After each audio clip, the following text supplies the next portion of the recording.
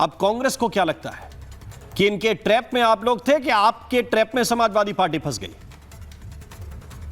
राम जी, पहली चीज तो अभी आपने रविंद्र पुरी जी का जो है एक विजुअल चलाया जी, और वो विरोध करा रहे हैं। ये रविंद्र पुरी महाराज वही हैं, जब राम मंदिर चोरी हुई, चढ़ावा चोरी की बात आई, तो उन्होंने कहा ये विपक्ष के द्वारा अनावश्यक प्रलाप किया जा रहा है।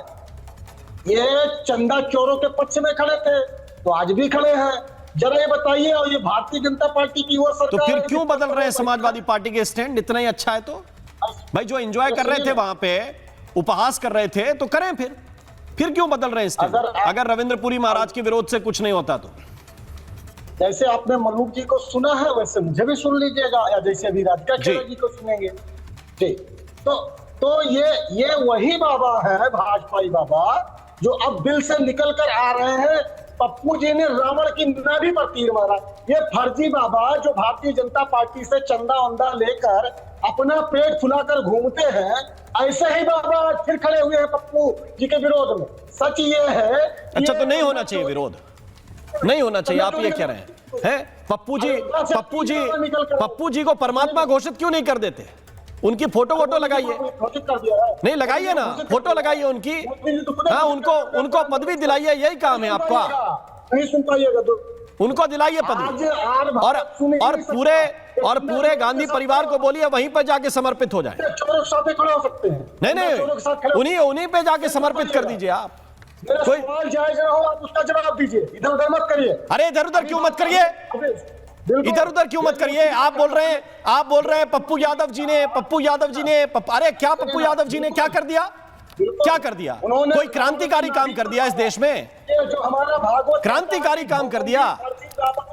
40-41 मुकदमे लेके 40-41 मुकदमे का मेडल लेके घूम रहे हैं, ऊपर से भगवा को अपमान कर रहे हैं और उनका सम्मान किया जाए। योगी जी पे कितने मुकदमे हैं? आप बताइए कितने हैं? मेरे पास तो नहीं है लिस्ट, आपके पास है संदीप त्रिपाठी, तो दे दीजिए। हाँ, दे रहा हूं। कहां से दे रहे हैं? आपने क्या खुद से लिखवाया कोई मुकदमा नया?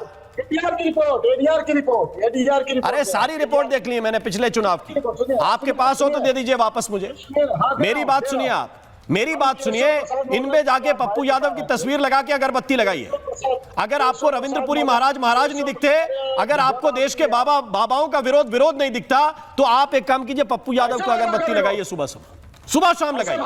आपके लिए यही है, जितनी आपका हिंदुत्व है, जितना आपका सनातन है, उसमें आप पप्पू यादव को भगवान मान लीजिए, कोई प्रॉब्लम नहीं है। ये देश जवाब देगा। राधिका खेड़ा, ये अपराध का खिलाफ सुनिएगा कैसे, देखिए प्रवचन सुनेंगे। अरे किसका प्रवचन सुन लीजिए? अरे आप सुन ही नहीं रहे। आपको रविंद्र पुरी में बीजेपी दिख रही है? एक व्यक्ति को वेद मूर्ति जी महाराज में पता नहीं क्या दिख रहा है। आपका प्रॉब्लम यह है कि जो सनातन के लिए बोलेगा उसको नीचे दिखाना है, उसको नीचे लगाना है, उसको जमीन पे गिराना है। यह संदीप त्रिपाठी की कोशिश है। राधिका खेड़ा, अब ये यूटर्न समाजवादी पार्टी जो कर रही है, इस पर आप क्या कहती है राधिका जी? सभी को नमस्कार जी। कौन सा यू टर्न राम जी? आज समाजवादी पार्टी के प्रवक्ता ने अपना असली सनातनी विरोधी चेहरा और घिनौनी मानसिकता आपके चैनल के माध्यम से, आपके डिबेट के माध्यम से पूरे देश के सामने दिखा दिया। नंगे हो चुके हैं। आप इन्हें प्लीज कंट्रोल करिए राम जी। ये इस आदमी को प्लीज कंट्रोल करिए। एक मिनट, निवान को लेके आइए। ओके जी, क्या मैं अपनी बात कह? निवान को लेके आइए। ओके, राधिका खेड़ा रिस्पॉन्ड कर रही है। राधिका जी, आपके चैनल पे समाजवादी पार्टी के प्रवक्ता तारिक अहमद ने इतनी हिम्मत और इतनी जरूरत बढ़ गई है कि निरंजनी अखाड़े के पूज्य संत महामंडलेश्वर स्वामी वेद मूर्ति गिरी जी महाराज के लिए बवासीर जैसे अत्यंत अभद्रित, अमर्यादित, नीच और सड़क शाप शब्द इस्तेमाल करे। ये सिर्फ हमारे पूज्य संत समाज का अपमान नहीं है, ये पूरे निरंजन अखाड़े का, समस्त संत समाज का और इस देश के 100 करोड़ सनातनी राम भक्तों की आस्था पर थूकने की घटिया हरकत है। जब इनके नेता यही हरकत करते हैं तो जाहिर सी बात है इनको वहीं से सारा बल और मनोबल मिल रहा है। और अब ये बैठ के हंस रहे हैं, ये इनकी राक्षसी हंसी। देखिए, मैं किसी के बीच में नहीं बोली राम जी। मैं 27 मिनट जी, 1 मिनट राम जी, मैं 27 मिनट बहुत शांति से, 1 मिनट रुक जाइए। राम जी, 27 मिनट से 1 मिनट शर्मा जी करवा निवान वर्सेस राधिका। 1 मिनट तारिक लारी, 1 राम जी, 27 मिनट से पीसीआर जी राम जी, 27 मिनट से इन असुर ढोंगियों की मैं बकवास लगातार सुन रही थी, चाहे कांग्रेस के प्रवक्ता हो जो बार बार बोल रहे थे पेट फुला के हमारे संत आ जाते हैं, और ये जो अभी हंसे हैं जिस तरीके से, मुझे सिर्फ राष्ट्र कवि दिनकर साहब की एक कविता की कुछ लाइन याद आ रही है, जब नाश मनुज पर छाता है पहले विवेक मच जाता है।